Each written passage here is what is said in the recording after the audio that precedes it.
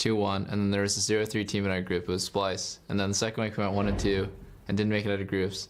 So that parallel to how it is right now is really scary.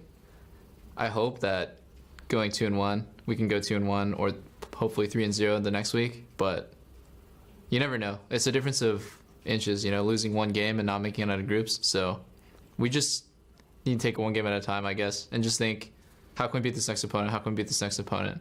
And prepare for that, and not really think about how we did in the first week, I guess. Just don't even consider it. Very interesting words from Doublelift to hear that, you know, all of that stuff behind them can still affect you, even though that these are new games. This is a new week. Yeah, absolutely. It's so hard to refocus into the game at hand and get the what-ifs out of your head that are in the back of your mind. Well, we do have to refocus. Welcome back, everybody, to the World's 2017 group stage, where it is time for a clash between two of our competitors in Group D, and that's TSM and WE. We're going to go ahead and get right into the starting lineups. On the blue side, we do have Team WE. That means coming out of the top lane, it is 957. Roaming around the jungle is Kandi, Shiye in mid, Mystic and Ben at bot and support, with Coach Home for picks and bans. And their opponents on the red side will be TSM. In the top lane is Haunter, the jungler is Sven Skaren, mid laner Bjergsen, AD carry Doublelift, support Biofrost, and Coach Park. Both teams are 2-1 coming into this. They kind of want to answer in that Misfits Gaming win so they can step up as well and not feel any more pressure. Exactly. I mean, if you lose this game, you're essentially put in a situation where you'd have to win out the rest of the group if you want to make quarterfinals, and no one wants to have that type of pressure. And thinking at TSM, their win over Team WE last week was actually their most convincing so far, but wasn't an extremely convincing win in itself. They were down 3-0 at the start of the game. They had a bit of a gold deficit, and then they shot it up. But that was a Bjergsen solo kill that really started that comeback for them. So their early games, by and large, have been really iffy. Yeah, they certainly have. A lot of individuals have been coming up clutch when the team really needs them to. And TSM, we want to see a little bit more consistency from them going up against a WE you can only expect is going to get better, especially playing here in Wuhan. Yeah, you wonder whether or not Team WE will also factor into that pressure. We've seen it go both ways, with EDG being 0-3 and RNG winning their group at 5-1. Team WE scrimmed a lot against the other LPL teams leading up to this. And we heard from Frost at the start of the day how Team WE don't seem to be playing like they did during the regular season. Where is the superstar Kandi? Mystic, he's been having great performances, but Team WE as a whole are not having these well thought out, well constructed, extremely elegant team fights that they were so famous for during the LPL regular season. And the question is, have they pushed things aside? Have they evolved from week one? And that's what makes week two all the more exciting. Yeah, and not only do you get through quarterfinals, there's a very real opportunity for any of these teams to get the first seed in the group. And that matters so much. TSM have been in positions before in two different groups where if one game would have gone differently for them, they could have potentially had a path to the finals, because the team that got first in that group went to finals. It happened in 2014 where they dropped a game to Starhorn Royal Club. They went all the way to the finals. Samsung, if Doublelift doesn't dash into Victor, you know, TSM could have actually made it out of groups. They would have won that group because they would have had the tiebreaker for Samsung. So that type of what-if game is really dangerous to play as well. And you need to make sure you're not doing it, because what if TSM didn't get a solo kill by Bjergsen in the last game against Shiye, or didn't get a solo kill by Haunter in the top lane against Flashwolves? Would they be 0-3? Because it doesn't matter what if. What matters is what is, and that's why this game is so important. Exactly. It was what is being picked right now, what they have for each other, and what homework they have done. 20 seconds left here as we're in the ban phase, back and forth. Still 2 for TSM and 1 for Team WE as we're getting caught up. The Kalista, as always, and the Trist Rakan, banned out by WE. Now, last week, TSM got Tristana twice for Doublelift in their first 2 games, and Misfits were the first team to ban it away. Team WE showing that same level of respect towards Doublelift. They want to put him on something else. And the question is, will he go for the Cogmore again, or will he put more value on champions like the Xayah and the Varus, who we've seen be high in priority across the other teams? And the Janna being so high in priority makes you think it would be a lock-in first pick for Team WE if TSM bans it here, or doesn't ban it here. But the problem with that is, if you take Rakan and Janna off the table, you're giving them the Lulu, and then you're pushed into some weird matchups once again. And last week, Ben had some very good performances on the Janna too. Yep. So I feel like Team WE are not afraid to prioritize it. And a very interesting Kog'Maw ban coming out from TSM towards Mystic. It was one of his more popular AD carries during the regular season, and I think it's just a sign of respect towards the AD carry. Yeah, they want to block Janna Cog, but that also keeps open Janna Twitch. Especially with no Tristana to try and push the lane. So a very bottom lane focused ban phase, leveraging the power of that first pick to get the big combos theoretically out of TSM's hands. They're probably going to pick Jarvan, a high priority champ, and Lulu, which works out okay when you consider that some teams have different priorities. Using all the time that they have. Okay. Jarvan locked in for the top side. They just go ahead and hover the Sedge, giving them time to think about whatever they want. With Janna picked. Could lock it, which would mean Jarvan top lane, which is a very early show of a solo lane, but it does deny theoretical power picks. Instead, they just deny with the Twitch to block Janna Twitch from Team W. That's a double if Twitch, not something we see very often as well. But they, as we see, will still get the Lulu if they want it, and that Bjergsen pick, and Condi hovering the Lee Sin, still waiting. Listen to the crowd erupt as he hovers over the Lee. He will stick with the meta. He will go with the Sejuani smiles of the players of Team WE. Now this would be an interesting pick. Okay, let's not trust the hovers. Ben, it's the Uzi love. Team WE is just showing how they are not RNG. They're hovering all the picks that RNG was able to win with, and then going with Caitlyn. Whoa, wow. Try and bully that Twitch. All right. Now, Caitlyn, I remember received a couple of nerfs not too long ago, I believe to her base attack speed as well, which really kind of hurt her laning phase a little bit. She isn't as powerful. Well, I mean, she still has power in the laning phase, but as she progresses into the late game, her value becomes slightly less. Yeah, so the crit on the trap is much lower on this version of the Caitlyn, and also the late game attack speed was just consistently hit, so the hyper carry doesn't really feel like it's there. There will be a monstrous late game difference in the power of Caitlyn and Twitch if the gold remains close. The reason you pick Caitlyn still is to shut out the other AD carry and get a huge item lead so that you're still stronger than them in the late game. I believe we actually haven't seen Caitlyn really with any kind of on sensor either, so it'll be fascinating to see how that interacts with the K2 and if it gives her a slightly stronger mid-game spike. So interestingly enough, the way attack speed works is every attack speed item or bonus you're giving someone multiplies off of a champion's base attack speed. And Caitlyn's base attack speed is really low, which means she'll actually benefit less from Ardent Sensor than other marksman picks.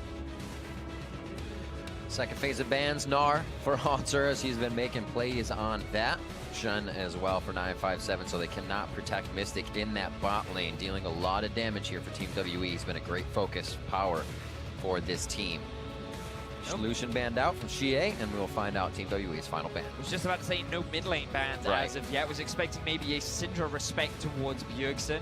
He played it twice last week, 1 win, 1 loss, but we know that it is one of his big comfort picks. And they could look to early rotate it if they still want to keep the flexibility of the jump between top and jungle.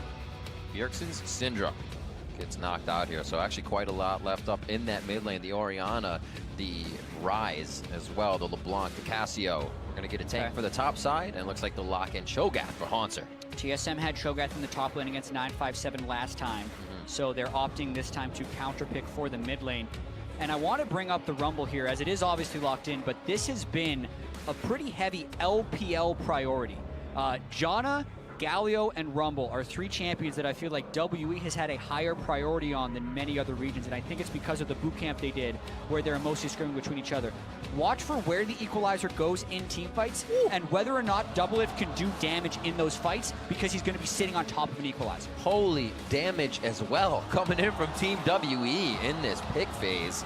We'll see what TSM rounds it out with. That LeBlanc still on the board. We may see Bjergsen try to get a little crazy with some solo kills here. I'd so much prefer a Rise here. I feel like that it would fit so much better with the composition of TSM. You have the scaling value too. It does well into the Jace. And I think that this pick is just, it's more respectful towards Xie, and LeBlanc relies a little bit too much on snowball. No, I'm just It also has the potential to chain CC Rune Prison into Rupture if they can get a pick onto any of the squishier members of Team WE, of which there are many thanks to that Rumble pick.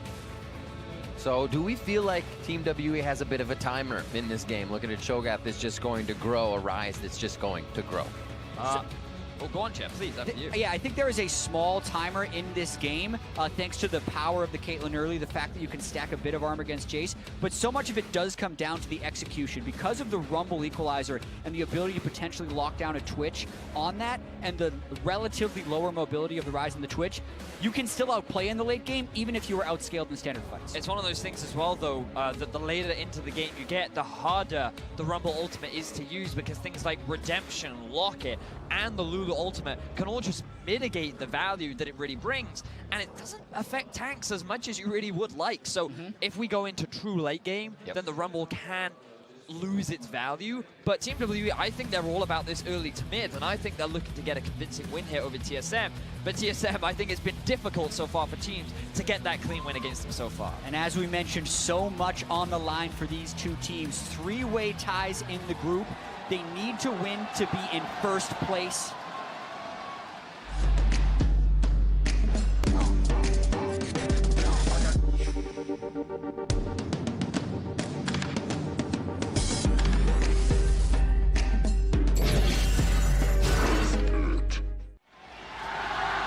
And we are on to the Rift. Team WE versus TSM in Group D. As you said, Jack, if you want first place, you're going to have to find victories in these games. This stands for Team WE and for TSM here. Misfits just found their victory. We'll see who can do it within this game. I kind of asked stats. I said, Doubleth hasn't played Twitch in a while. When was that? July 2014 versus Evil Geniuses. Competitive play, and it was a loss. Last time his competitive play was that far ago. We'll see if he's shored up those weaknesses. We got the Twitch here at Worlds. Professionally, he may not have played it. One would imagine that he has hopefully played it. The first time, like, what do all these skills do? Sponge is different. Wait, it's not Wait, called hang on, that? they renamed Spray and Pray? So looking across the early game, we see fairly standard stuff. Dawn Shield coming out from Shie in the mid lane, a bit of a defensive start from him, but the cool thing about Jace is because he is AD scaling, he has a bit of early pressure up against the Ryze, especially in those first few levels, and his wave clear is decent. Fascinating that he's decided to go for the heal rather than the cleanse. Yeah. Clearly not too afraid of the route from the Ryze. Yeah, thinking he can also just win an all-in or 2v1 someone early game. That's sometimes when you would bring the heal in those situations. TSM very, very ready. Even behind themselves here with their tweets. Bjergsen's been waiting for this and waiting to redeem themselves. But this also puts more pressure on them, especially tweets like this. Yeah, Bjergsen, Doublelift, Spence Scarin, they were all making calls, as well as Hanser.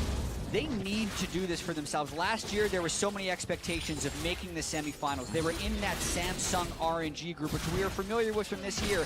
Pretty hard to get out of, but they were close, right? A lot of the same parallels you can draw with G2 this year.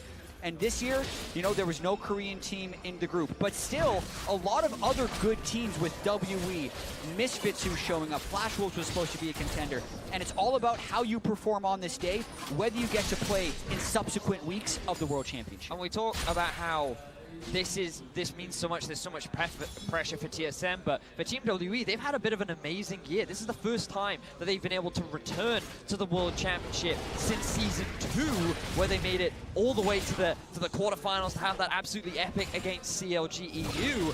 But this was a young roster. The whole purpose of building this team was to build it over time. And throughout this year, they went to MSI. They had the semifinals versus G2, and now they've fought their way through the play-ins and are hit at the group stage, just as close as TSM to making it out of the group stage.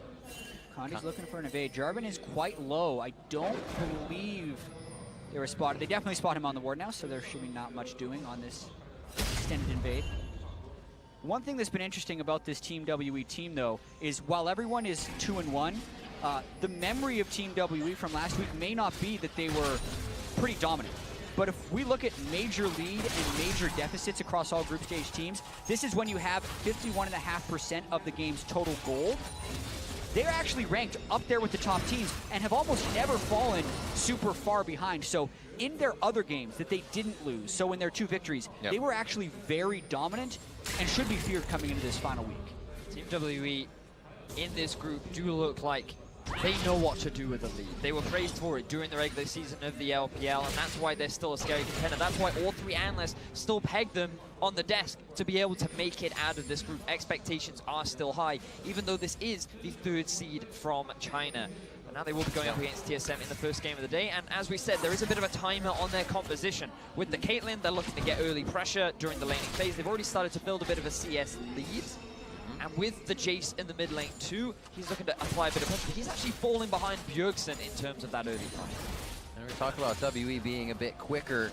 2 of those games that they won in the first week were 2 of the fastest, 26 and 32 minutes over Misfits and Flash Wolves. So they're trying to keep a pace, trying to keep that consistency going to have that early game. Yeah, and speaking of early game, the Caitlyn has shifted the paradigm of that bottom lane a little bit, where previously it's all about just mining gold with gold quintessences and relic shields and culls to get that item as fast as possible. Whereas this game, we see a Doran's blade on Mystic, a Doran's shield on Doublelift, and even though Ben has gone for the gold runes on Janna, Biofrost is not, because they know how much they're going to get poked in this lane and are trying to bypass that point in the game. What it's going to mean, though, is Ben's probably getting Ardent Sensor first, and it's about how quickly Biofrost can match before losing turrets.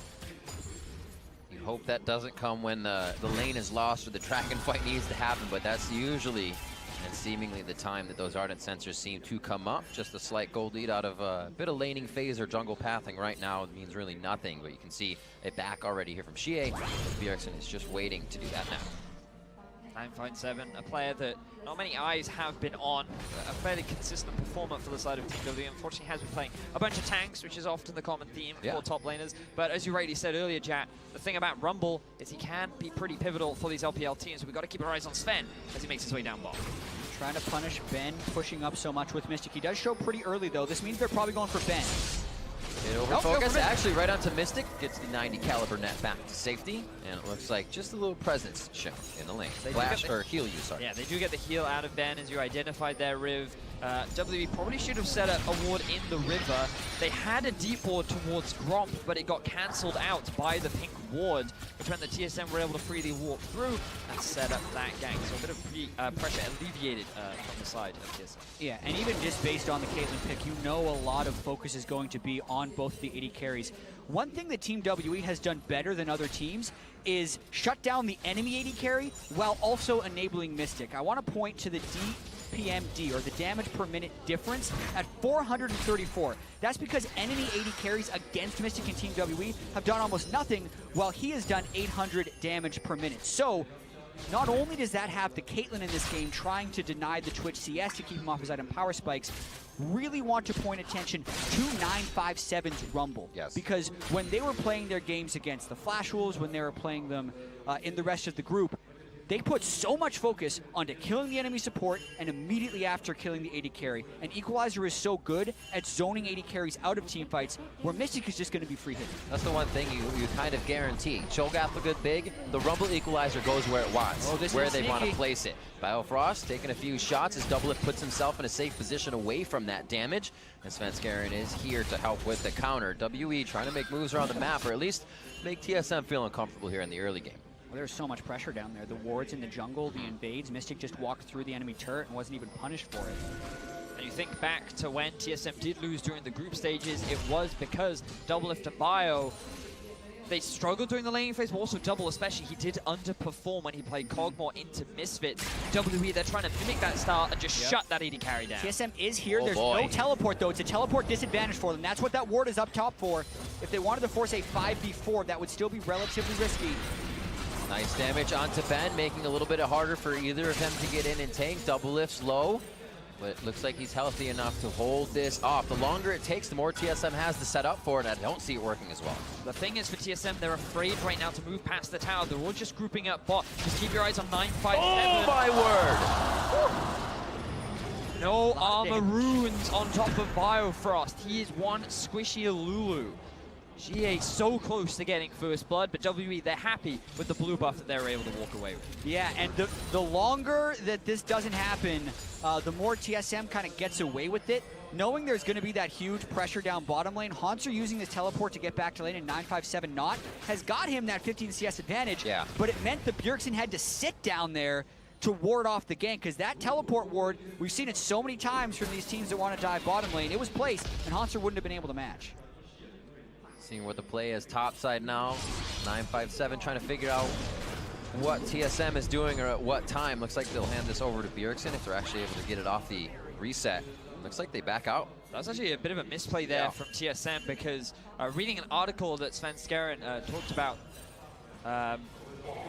he basically said that TSM love to play around the enemy blue, because if it can shut down the enemy blue, deny them that blue buff, it gives Bjergsen that extra bit of pressure during the laning phase. So if they have the pressure in the lane and the opportunity to steal it, they will actually prioritize that over alternative options. And here, they tried to make that play, especially after losing their own blue buff, but because of the ward from 957 and because of the reset, they failed to steal. Jie catches up in levels, and now he's going to feel confident in this 1v1 against Bjergsen. He'll hit the stacking of his tier just a little bit. If he's Rise, the machine gun mage, he'll still get up there at some point. We'll see how big of an effect it has if they're actually pushed into these fights early. Xie is going to have a fun time just hitting out the shock blast for now. Bottom side being hovered by Condi here. Looks like he's going to finish up his Raptors, and we might get a kind of all-around back for WE as they come back out onto the Rift. Yeah, Double F getting BF Sword and Double Dagger is actually making him relatively confident in this lane. If they can sneak a Mountain Drake despite all this bottom lane control, it would be pretty remarkable. The fact that there's this gap in vision by Team WE and they don't take the Mountain Drake. Based off the early pressure, it's really strange that TSM is getting this Drake, but good on them for getting it. And a lack of vision there for Team WE for a second. Exactly that.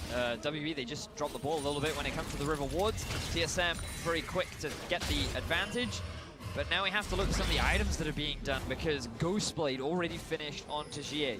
Decided to skip the boots, just wants that early penetration as Condi coming down bot. Yeah. I like it. You guys mentioned that they didn't have control down there, and they said, what's next? Vision back towards the bot side. Condi presents himself, a few wards around. They can see if Sven Skeren's coming in, and with a bit of a denial in CS and that turret now, WE pull up the bottom lane. And this is where things start to get difficult for TSM, because pressure being exerted by Jie in the mid. Mystic and Ben can be moved around the map from bottom to top, or even mid if they want, and these towers become the next objective for WE. So the onus is on TSM to try and force a play. Yeah, and Mystic and Ben will be deciding a lot of this game whether or not they can get the early 3 turret snowball, because that could be a lead big enough for Team W to take the victory. That's what this whole draft is predicated around. The first turret you actually expect to happen.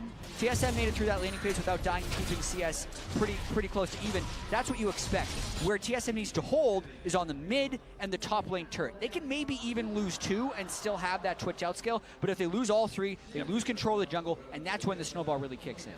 Oh, that sensor now finished up for Ben as they get themselves towards the top side. A little bit more strength to take that turret out. We're seeing Xie here in mid, noting seeing the shock gates or the acceleration gates he's putting up at a diagonal position, but not horizontal to him. It's making Bjergsen have a hard time of figuring out where those shock blasts are going to go.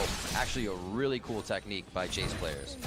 And has been able to close the CS gap as well. So Team WE off to a great start. They did have a good early performance the last time they met TSM. They were able, as we mentioned earlier on the day, TSM yet to get any first bloods so far at the 2017 World Championship. Only team of group stage not to get a first blood in group stage. Nearly gave up first blood this game as well when we talked about Biofrost getting hit by that Jace shock blast, but potentially more pressure top lane. Teleports are up. We see Hanser inside the base, and it's a little bit of a roam from 957. Remember, Equalizer's quite long. They may try to act on Bjergsen in mid as they got the pressure towards the top side. Mystic takes a few too many hits. They have so much pressure across the map here. Not only Jace keeps landing shock blast onto Bjergsen, and Rumble can just roll over and probably take this turret. Yeah, they're not even going to try for the kill here. They say, we'll just walk up, take what we can. Bjergsen can't get to the back line to get that spell flux around and clear it. Condi's going to come in for help as well. And they eventually throw down that Equalizer, almost going for the shock blast. Blood in the water. This is such a fast 3-turret snowball. They pull Jarvan mid because of the pressure, which gives Mystic and Ben free time to hit double it. Whoop. Like they're going to be safe on that one, going a little too hard under the turret, but they do finalize this right across the board. An incredible spike in gold here for Team WE. It's 13 minutes. This is a beautiful demonstration of how to snowball early pressure. It's not about getting a bunch of kills. It's not about finding a bunch of picks. It's just using your lane advantages where you have the push and moving it around the map, because you get the gold from taking down these structures. And Team WE are 3 towers to 0. Doublelift almost 50 CS behind and not even guaranteed to pick up the wave that's sitting in front of him right now. And it looks like the pressure is not going to stop. Condi's a wall in the middle, and they can't even bring anything up here in the second tier turret. And now the next steps for Team WE are about getting that deep vision and stealing away camps. Deny resources from TSM, bleed them dry, because you can't make plays for things like the Baron at this point in the game. It's far too early. Taking tier 2 towers is also pretty difficult, but if they want, they might even go for a kill. They can get a kill, that means they can get the tier 2. Oh, Doublelift free farming on the outside, knock him down. First blood for Team WE. Beautiful chain CC there from Team WE. They utilize the ult. Now Sven could be in trouble. And they are not stopping. They find Sven scared in the jungle, and just a few hits from Xie in the mid lane almost takes him down. Ace in the hole, blocked by Biofrost, and the shot blast follow-up almost takes him down. And that may be the second time Biofrost nearly dies. Whoa. And it's interesting because he didn't go for the gold quints, which is costing him in the sense that they had that long time where they didn't have Ardent Sensor. But he brought 2 armor quintessences, which may have saved his life twice at this point. Either way, Team WE is getting a massive snowball, 4 turrets to 0. All within the past 3 minutes. We'll see it all again. Here's the gank. Thought he was safe. Just a few CS was needed. Yeah, did not have very good vision control in his own base. Thought that Mystic and Ben would just go for a recall since they were sitting on a bunch of gold, but they make the unpredictable play, and Doublelift disrespects it. Yeah, there were 2 red wards, one on the red buff and one just behind it for TSM, and that gave Doublelift this sense of safety, but he didn't have what was right in front of him warded up, which WE were able to capitalize on. And the kill went over to Mystic, which is even better for Team WE. And I do love the shift we can be seeing in the meta in week 2 of Worlds, because you look at TSM team composition, and those are all priority picks and successful picks from the first week. Cho, Ryze, Twitch, Lulu. And that would be great if you're going up against another passive bottom lane with the scaling mid laner and a Maokai Cho. Sure, you hang out and you're totally fine when you hit the team fight phase. But now that the team fight phase is approaching 15 to 20 minutes, and they're 6,000 gold down against Team WE, that's what an early game composition can get you if you're willing to take the risk and you play it right like Team WE is doing right here. Now, while TSM were at a deficit the last time they fought up against WE, it was not quite a deficit of this magnitude. Yeah. It was all about Bjergsen making that clutch play, getting a solo kill to Xie that turned it around. And again, Team WE deny, and it feels like Team WE come in respecting TSM so much more. They are not giving TSM the option to make these clutch plays, but you're still looking at players like Bjergsen, like Doublelift, to find that swing and momentum back in TSM's favor. And this is the largest early game deficit TSM has faced. Even though they've fallen behind in the early game by kills in their prior 3 from week 1, this game it's a lot worse. You can see those little dips at 23 minutes. We're 8 minutes from 23 minutes. They could be down 8,000 gold if this keeps up and TSM can't turn anything around. WE consistently trying to make their game some of the fastest in the group, and Biofrost. They are 3 for 3 on hits and 0 for 3 on kills, but it is so close every time for his death. Haunts are now trying to get them to refocus, not go forward the turret. They're using themselves to stop the defense, or stop the offense, and it's just not working. Yeah, and that right there was one of the costs even. Oh, they're going for an engage. Right on the Svenskeren, doesn't have a chance to even get out of it. They are thinking 3 steps ahead, and TSM isn't even considering these engages. Unbelievable execution from Team WE. They are looking so good to get what I believe is the fastest inhibitor tower of the World Group stage. It's going to be 6 turrets. The Rift Herald is down. They might be going for even more. Placing it here, if they can land it off poke, maybe they go for more. You don't imagine they overstay. Not with the way they're playing. I believe it's one of the second teams even to get Rift Herald inside the base at the World's Group stage so far. 3-0 as they make their way out. 6 turrets, 18 minutes into the game. Unbelievable performance from Team WE. When we talk about early game snowballing, this is not what you expect.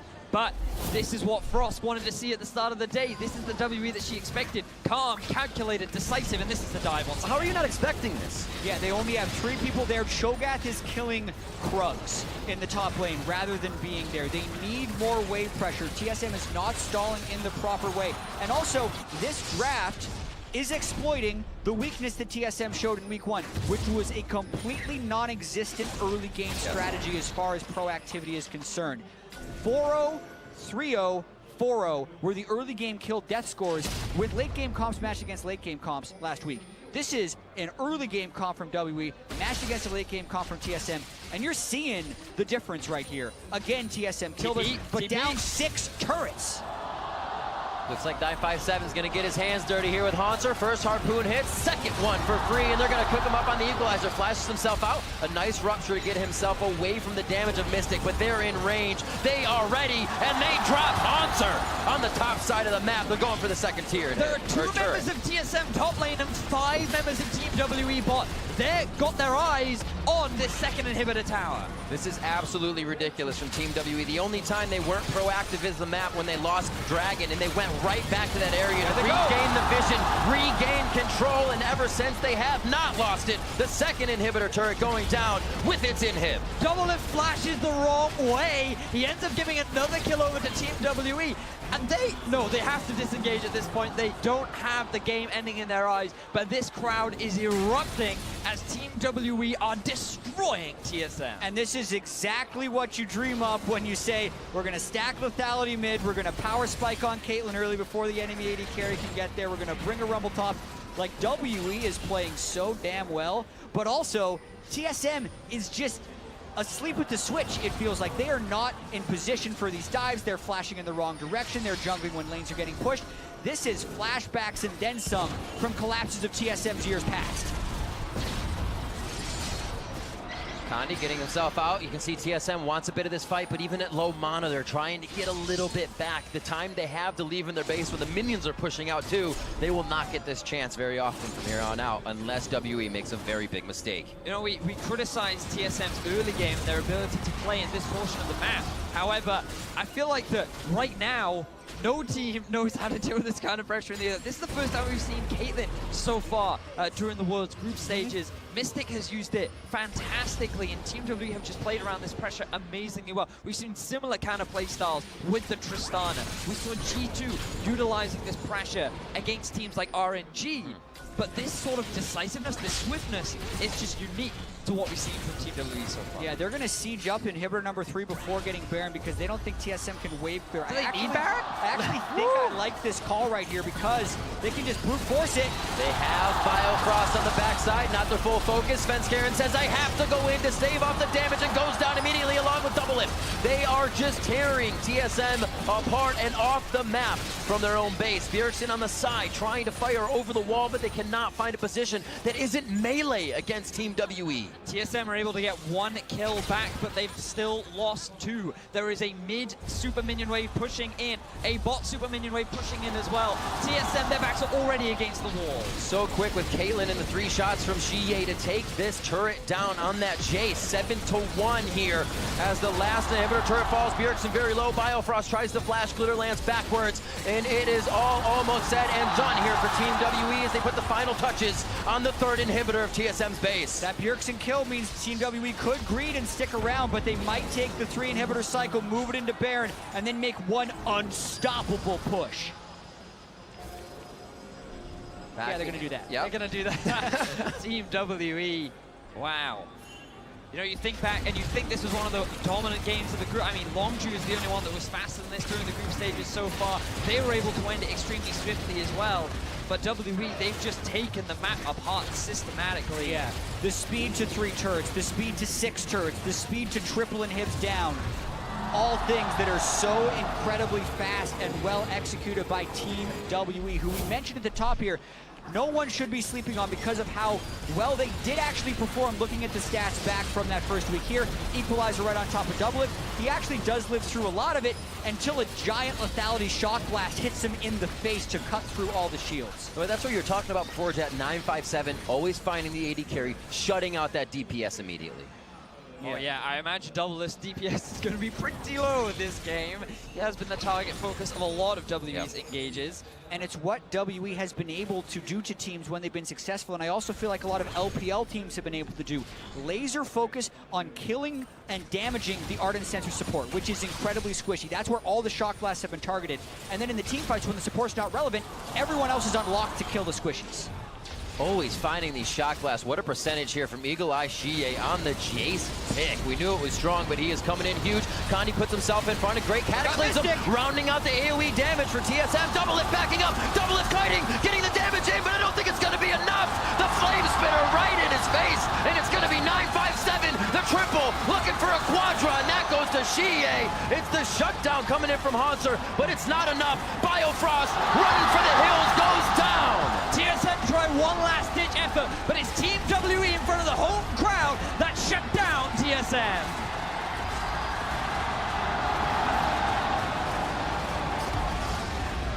What an opening performance for Team WE, taking down the only team they failed to beat in the last week. That feels so good for them as they move into the next 2 games and shoot for 5-1. TSM, they came into the day with a lot of confidence. We saw the tweets.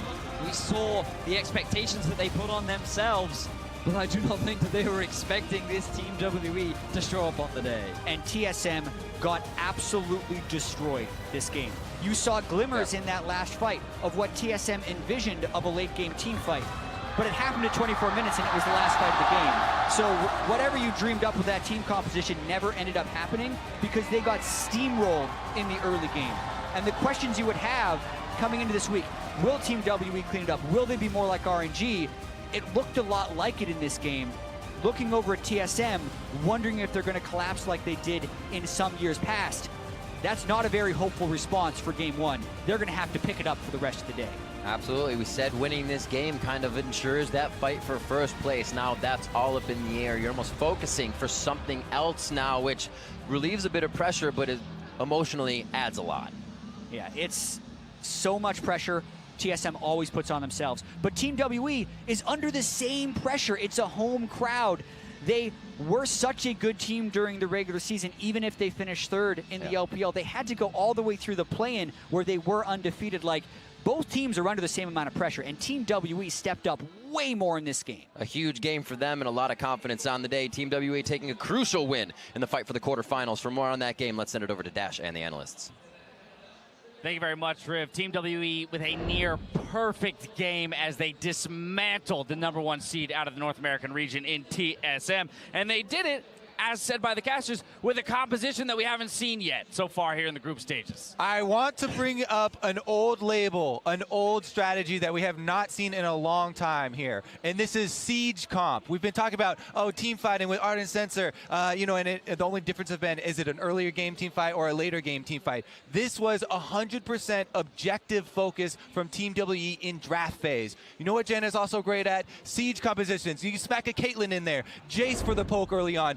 Rumble for the ultimate early on in Siege Comps. It's one of the oldest, and they brought together all these pieces so well versus TSM. It's like such a good counter into the current meta of waiting till late game team comps that it was just really well thought out by Team WE. So I just wanted to get that out there early because it was just very good strategy not just, rather than going for it's this not kill. just Siege Comp though, Kobe. Like, this composition targets exactly what TSM has been struggling with all summer long. They say, we don't care about the early game. We just want to go hit mid and late. They go winning top, winning mid, winning bottom lane, and then you have your beefy tank in the jungle. You just take full advantage of what they're going to present themselves, and that's what TSM did. Like, we're going to go ahead with the Twitch, we're going to survive it, we're going to give up the Janna. Remember in the pregame, we're like, WE, their draft has been more exceptional. That's why I had them as the #1 team coming out of this. Only me, and it happened. I mean, that said, I think that there were options for TSM in their composition because, yes, while all of those lanes are winning, they're also all going to be pushed forward, and that means that the Jarvan can get behind them. We had a Jace in the mid lane running flash and heal. He did not have a cleanse. You have the targetable CC with Ryze. The problem was that Bjergsen was constantly low health, but if he was able to dodge a lot of those skill shots, as Finn was getting that attention over there, there were options where you can start to punish that. The onus is on Sven, but who has been the underperformer for TSM previous week, Sven. So it makes so much sense. It was also very well coordinated by Condi. He was constantly in Sven's jungle before level 6, sussing out where the Jarvan was, placing deep vision, and making sure that he was tracking where that Jarvan could be, because WE knew our lanes are going to be exposed, Jarvan can gank. They clearly did their homework, and it paid in dividends here. I want to take a look at some of the gold leads built by Team WE. They don't come from kills. They come from turrets, right? The first 3 turrets of the game, between the first one going down here in the bot lane and then the third one, only 2 minutes and 30 seconds of gameplay. That is incredibly fast to be taking 3 outer turrets. And again, when we're talking about siege comps, the execution usually comes after the outer turrets are taken. And those are the flimsy points where sometimes they'll see, oh, they get punished by hard engage, or there's a big team fight they give over and some gold to the other team allows them to come back. But Team WE, such crisp execution, rotating through each of the outer ones and then keeping up the pressure, grabbing kills while TSM are standing around defending these turrets with only like a couple members. It was really well executed as well. And it's so nice to see WE finally draft winning lanes to execute on a siege composition. My #1 complaint of this team for pretty much their entire career has been that they'll draft losing lanes because they're confident that they can just passively watch the map explode and then win into the team fighting. So it's nice to see that the boys are back. What could TSM done differently here, though, outside of the draft itself, right? Given that they drafted into this kind of a situation, and we were largely looking at the laning phase and going, well, TSM's doing about all they can do from a laning perspective in getting pushed in. It almost felt hopeless at that point. It's a tough cookie to crack for TSM, but it's really only Sven Skaren that can do anything. Sure, you have all pushing lanes, and those present themselves to be ganked. When you have Jarvan, they all have setup for CC. You can go to the top side. You've got Cho onto the Rumble with the Jarvan. That's kill pressure. You have kill pressure in mid as well. But besides that, if you start falling behind, it's a slippery slope. Why are we cracking cookies? That's what I want to know. What else is going to happen? Did he set him up for that one? Honestly, though, yeah. So it is Sven, and it's a lot about the jungle in these situations on trying to punish those pushing lanes, right? You mentioned some CC. There's crowd control in these TSM lanes that, yes, they're getting pushed in early, but there are options there to try and create some sort of offense early on. You know, either the Cho'Gath or the Ryze have possible setups for a Jarvan, and those would be areas where, yes, it would definitely take skill and it would take some outplay, but those are options. Now, TSM is lucky to have the first win against Team WE, so this only puts them tied at head-to-head, in the head-to-head, while 1 game back in the overall standings. But I want to take a look at what this means for the group, right? Frosker and you and I were kind of having the conversation that the winner of this game we felt was most likely to move ahead and clinch that first place. But the way Misfits is playing as well, it's still anyone's game. See, I'm going to hold back. I know that Misfits took the victory, but there was still a lot of big unforced errors from both Flash Wolves and Misfits, whereas this game was entirely dominant. Now, if we look at the larger tape of Team WE, they have almost a perfect game against Misfits. They have almost a perfect game against TSM and a questionable game against Flash Wolves. If they come out in their next game and just smash it, I'm ready to sell my ticket to Team WE. I said at the top of the day, if they show up, if they play to their potential, they easily take first. Guess what? That's Team WE at their potential. You've got your ticket. I'm already on board. Like, wait, you've got Misfits in second. Yes, but okay, because Crumbs is piloting the play. Remember the thing about TSM, you can't just completely gut your early game the entire year. That just doesn't make sense, whereas Misfits have already shown that they can play the early game. That was their win against TSM, and I don't think neither of these teams are very strong. Is TSM capable of pulling a 180 here today and flipping around, whether or not it's, hey, let's change our style and go completely early game? Like, what's the solution, and can they do it? They can do it. They absolutely can. Misfits did not look very impressive in their game against the Flash Wolves, so by no means are they out. But they need to just shake up the draft and allow themselves to play to their strengths. Haunter has been carrying so much. Put him on something that can do well. Help him out. He can win the game for you. All right, well, nothing set in stone, but WE came out hot, looking dominant today. Coming up next, we'll see if Team WE can stay on a winning track as they go up against the Flash Wolves. Stick around.